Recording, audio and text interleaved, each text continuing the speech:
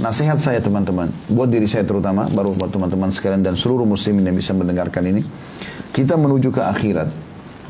Kita akan membawa atau kita usahakan membawa ke akhirat dua hal. Dan jangan bawa dua hal.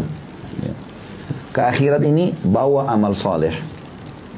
Dan bawa teman soleh. Ini dua hal. Sibuk dari zikir, baca Quran, doa, majelis ilmu, tengok orang sakit, bakti orang tua. Pokoknya ibadah terus nih. Sibuk dengan ini seharian. Sampai dia tidur lagi, bangun lagi, begitu terus sibuk dengan amal soleh.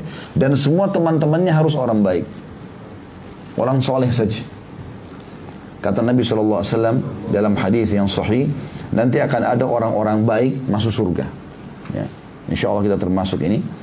Maka orang soleh ini, dia bilang sama Allah, ya Allah, sesungguhnya dulu saya punya teman, saya ingat dulu pernah ikut sholat dengan saya. Dulu di dunia. Kata Allah apa? Pergi ke neraka, keluarkan dia dari neraka. Teman yang selamat masuk surga ini, itu akan selamatkan dia dari neraka. Jadi yang kita jadikan teman ini orang baik saja. Yang sholat, yang puasa, yang lebih baik. Yang kita kalau lihat dia ingin ibadah, udah. Yang lain gak usah. Masa lalu, gak boleh lagi kita. Karena bahaya sekali. Jangan bilang saya tidak terpengaruh, bohong, dusta itu. Sekarang kalau saya berteman, naudzubillah, sama 10 orang perokok, saya nggak ngerokok. Rokok ya, di sini juga bilang. Ya.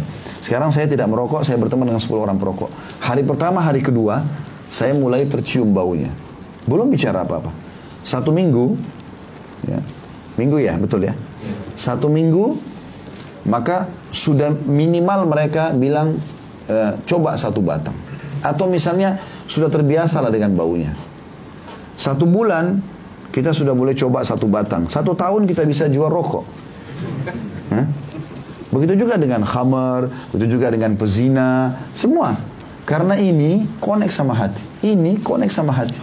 Apa yang kita lihat, apa yang kita dengar, ini langsung hati. Sekarang teman-teman duduk di sini, kalau ada perasaan, oh iya ya saya salah, oh iya ya gini, itu karena hati, telinga kita dengar, connect di sini. Ini rajanya badan. Kalau ini mengatakan lihat, enggak, dengar gitu. Jadi ini terpengaruh.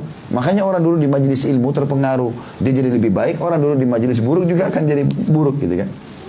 Kalau kita berteman, saya berteman dengan 10 orang penghafal Quran. Hari pertama, anggap saya bodoh, nggak bisa huruf hijaiyah pun. Misal hari pertama, hari kedua malu. Seminggu sudah mulai belajar huruf hijaiyah.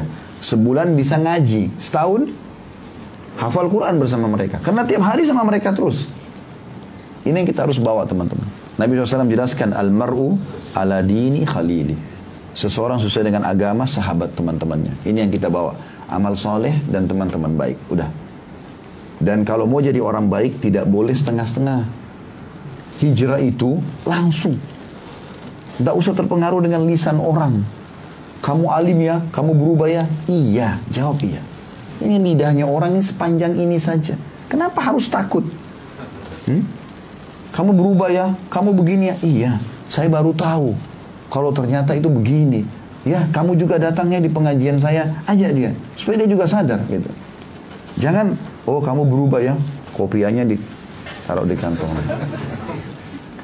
Oh kamu berubah alim ya? Jilbabnya dibuka lagi.